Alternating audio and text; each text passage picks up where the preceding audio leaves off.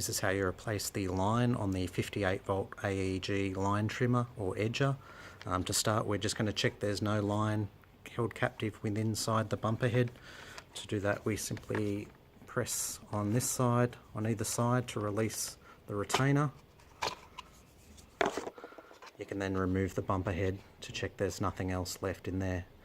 To put it back on, you simply place it over the top, grab the retainer, press down, and it will clip back in there. Now, before we feed the new line, we want to make sure these arrows here are lined up with the notches, so it allows us to slide the feed through.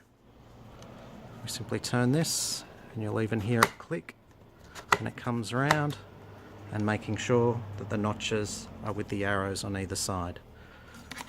We then grab about 4 meters or so of line feed. This is a 2.4 millimeter line, and what we're simply doing is threading it through one side and allowing it to move out to the other side. Sometimes it needs a little bit of a wiggle, just so it gets through the holes correctly.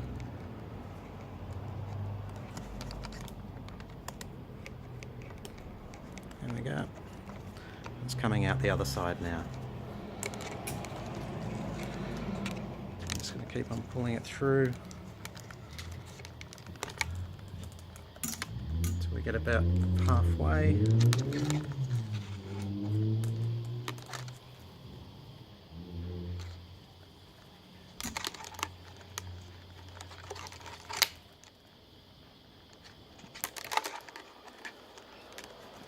Now we've got it halfway, we're simply going to rotate in a clockwise direction, and it's going to drag the line through the bumper head.